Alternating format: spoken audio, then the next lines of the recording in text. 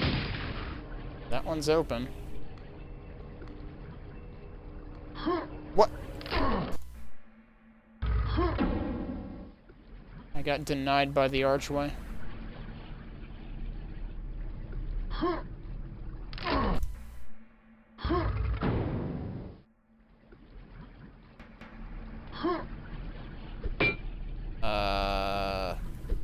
Okay. My prize is nothing. I don't know, maybe an enemy jumped out of here before? Actually, can I just, like, sequence break the gate?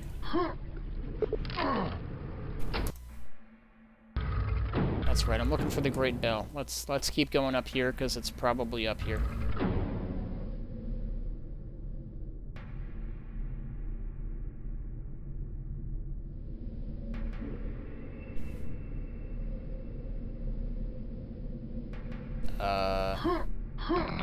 Oh, am I just supposed to bonk? Yep. Also, wait, there's more health. Let's take that.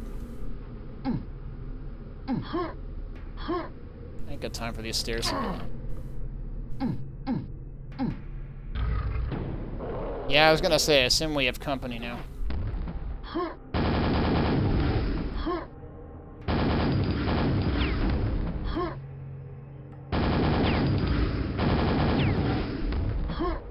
Oh yeah, you know what? I have a thunderbolt now. Well, maybe I should save it.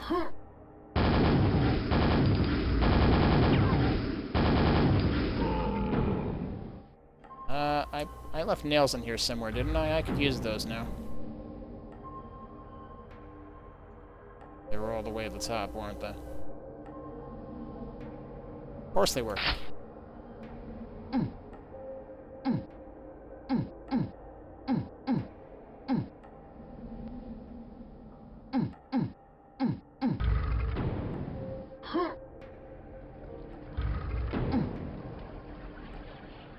Okay, so we can get the key now. Oh, there were also nails and thunderbolt cells in here.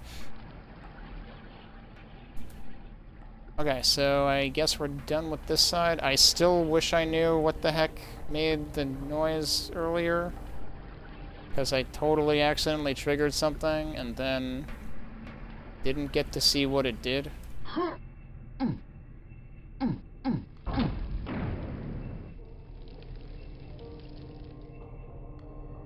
Oh, wait, did it really? That was faster than I expected. I figured it wouldn't come till next week. But, yeah, I guess I'll keep an eye out on the Discord for if anybody finds anything by tomorrow night. Otherwise, yeah, we could totally start it then. Although, it might still be better to start it on a Saturday. Why am I going back up here? I don't need to be going up here anymore. It might still be better to start it on a Saturday because, like, each episode is probably going to take an entire weekend.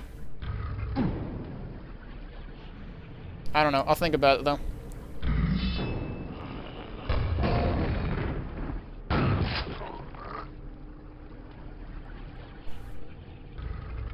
Okay, so we did that one. Is this where we're going? I don't know. What's all this up here? There is, like... I feel like I haven't seen, like, cool wood textures like this in any Quake maps, really. Why is it so dark here? How is anybody supposed to take books out of this aisle?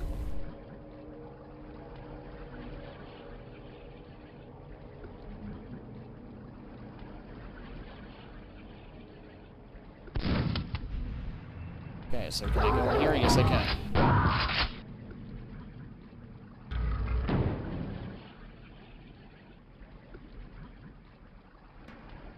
Yeah, well, I know Mazu has maps in each episode, so, can I not go... Wait.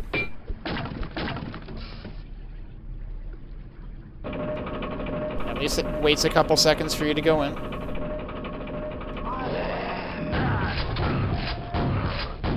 Barely gives you time to get out of the elevator. I hear fish noises. That looks like probably a secret.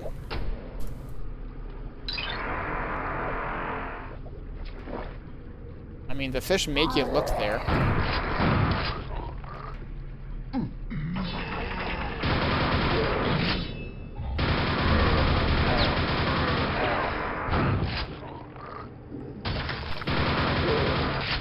Dokie number 2. Wow. Spawn? Okay. The Torture Master's Key.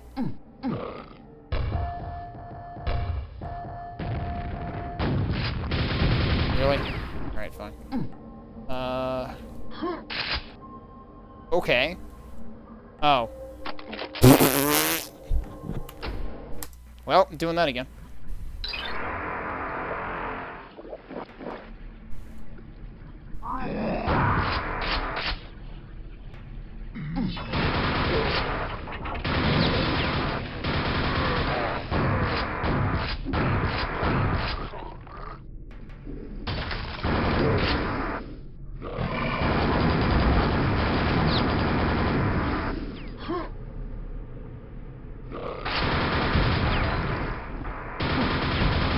Wait, why was that one already out of position? That's weird. Alright, so...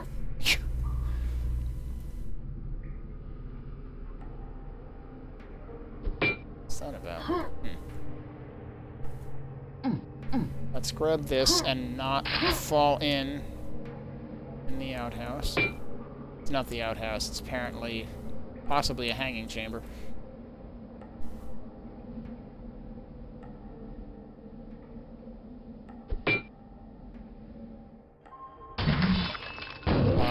Okay.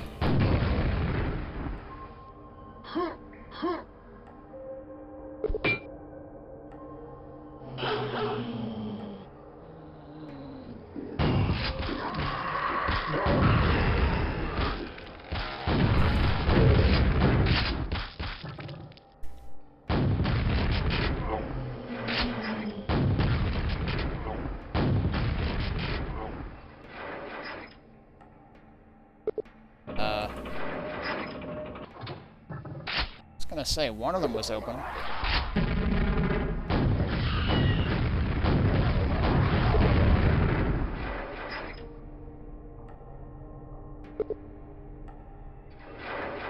This place is a mood.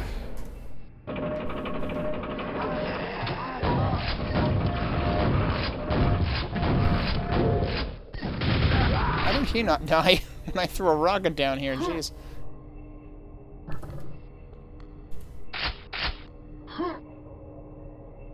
This level is really interesting, though.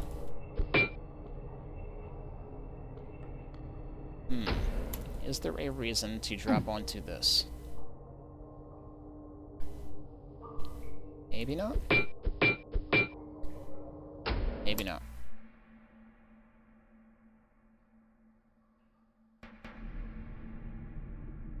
And there's just a chair up here. Oh, because somebody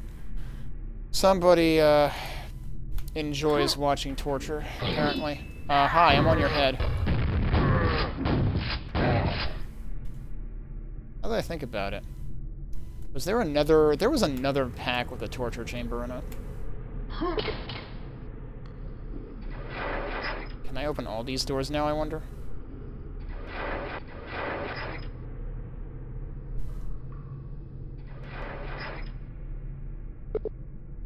That looks very creepy. Like, seriously, there's almost, like, Silent Hill vibes in this or something. Nope, apparently I can't open all of them. So what was the... There was the one thing with a gold keyhole on it. I remember where the hell it was. Hi. Oh, hi.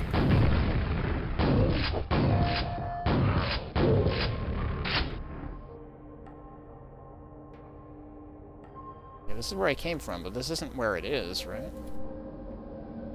Also, interesting that there's a cell with no floor. Seems like a slight problem. And possibly an OSHA violation.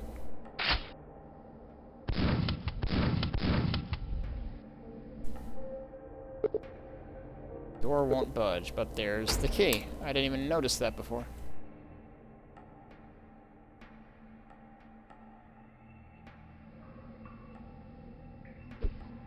Also, there's stuff down there. Oh, is that where the rocket launcher was? That might have been where the rocket launcher was, actually.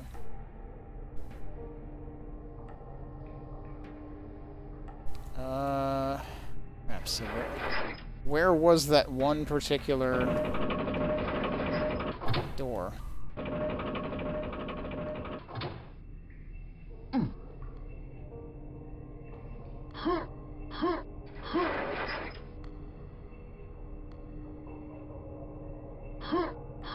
Actually kind of climbed that.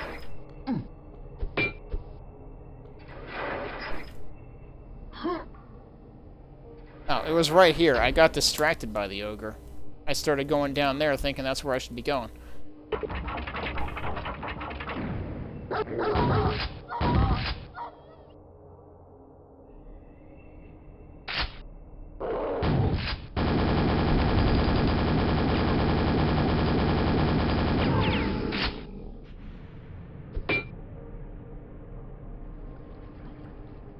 Oh, okay, that's how we get to the key, but what else is over here? Health, and that was where the lift was? Okay.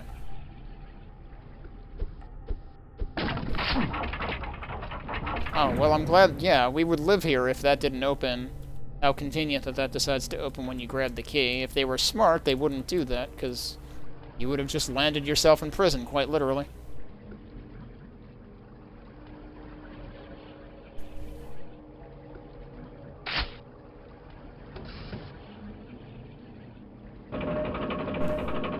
Who's gonna be waiting for us up here? Nobody?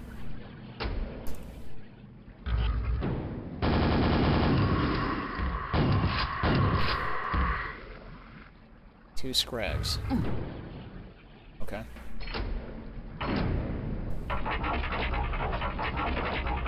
Oh. Not what I expected. It's what I should have expected, though.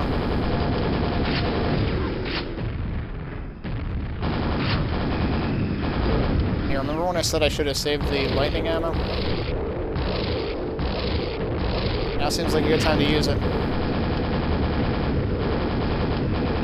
It seems like he's taking damage. Like, he's making the noises.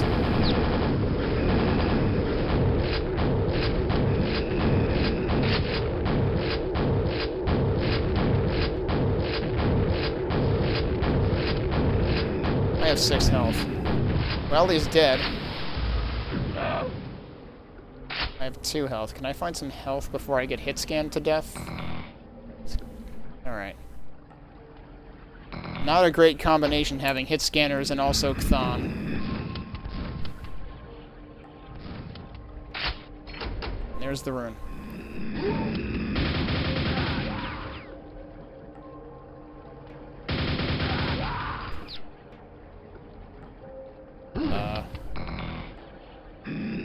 What? Where the heck? I thought I killed the other guy. There he is.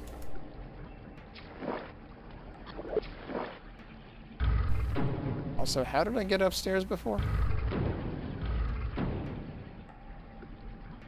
This is how I got upstairs before. I was gonna say, probably would have been wise to actually, like, try to get to Chthon from here. Yeah, go figure. We've got some ammo up here now, too.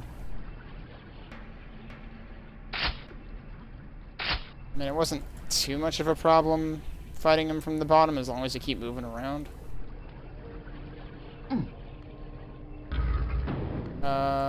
So now where are we going? That was where the rune was. I think we have to go back now.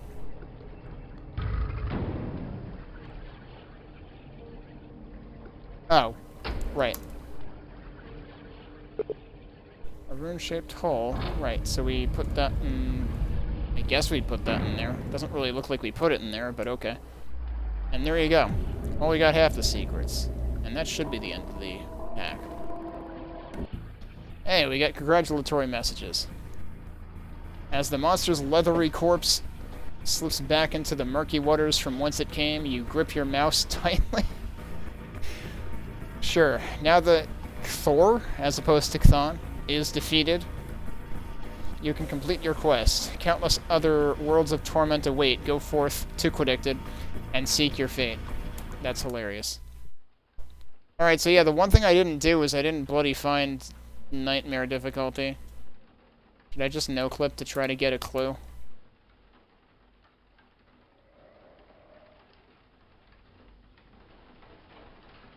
Yeah, I don't think you're supposed to get up there.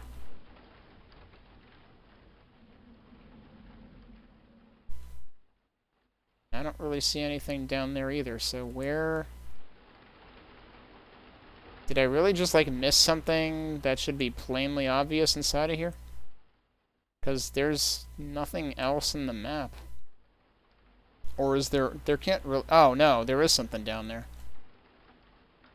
One of those bookshelves is false, maybe?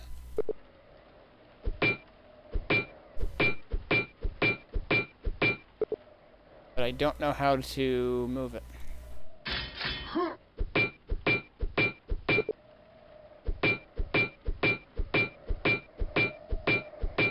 Ranger keeps a tiny mouse in his pocket. I mean, don't grip it too tightly, you'll probably just kill it.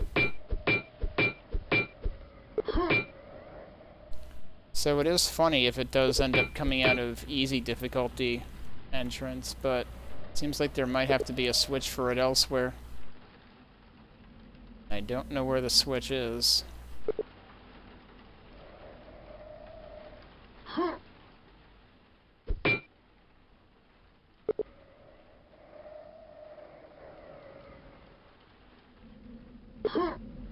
Whoops.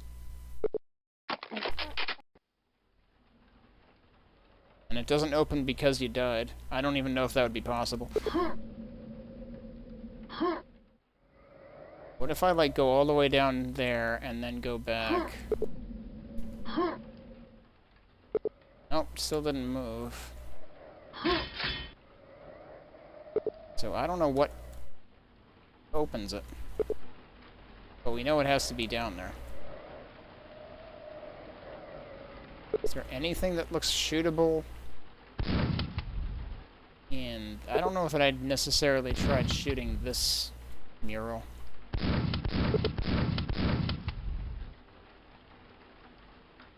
What about these bookshelves or something? I didn't check, like, every single one of these for possible triggers. I feel like I did kind of scrutinize the ones in the hard hallway.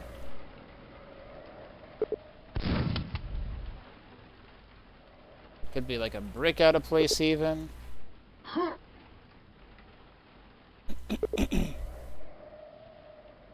I did try shooting that.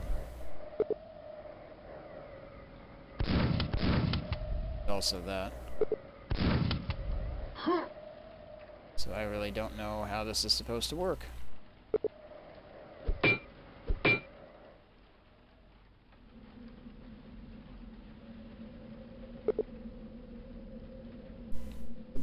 Wait, which one was I? Oh, you think it's in here?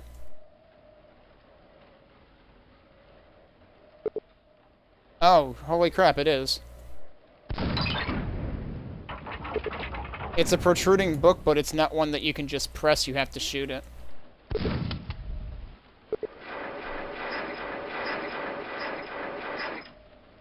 The Book of Nightmares. Look at that. So there it is. Thanks for giving me an idea of where specifically to look. Because, yeah, I spent probably the least amount of time scrutinizing... Well, no. I spent quite a bit of time in Easy, but I definitely didn't look for... I didn't think about looking for protruding books as much. And I'm not used to those being shoot triggers rather than push triggers. There's definitely some interesting stuff in here, though. I definitely hope that we'll see more from Ubiquitous, especially given that, like, there was some really cool environmental stuff in his Sewer Jam map for Sewer Jam 2 last year, so I hope we'll see more. That was pretty good. Let me check something real quick. Oh, first of all, we need to look at the reviews anyway, so I can check when I tab out to the browser. Yeah, I know. It should be all I'm thinking about. You're right. So this reviewed pretty well, 4.3 out of 5. Overall, on average. Lots of 4s, lots of 5s. Hal says, not bad, visually interesting in parts, especially the iconic paintings on walls. You don't see that very often.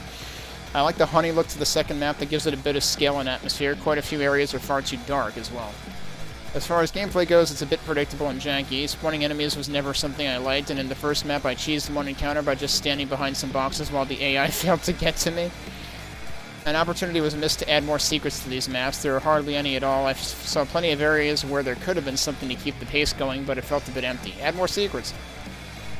Ubiquitous... Oh, Ubiquitous mentioned... Well, this is V13. There's a V14, which is now linked up here. So you do have to make sure to find it here.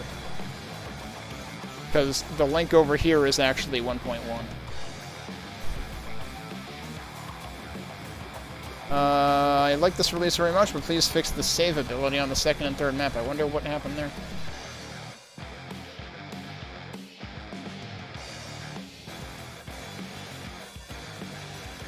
Huh.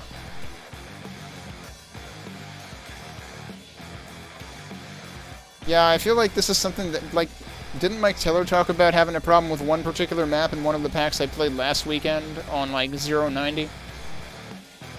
This is on 93, so I don't know.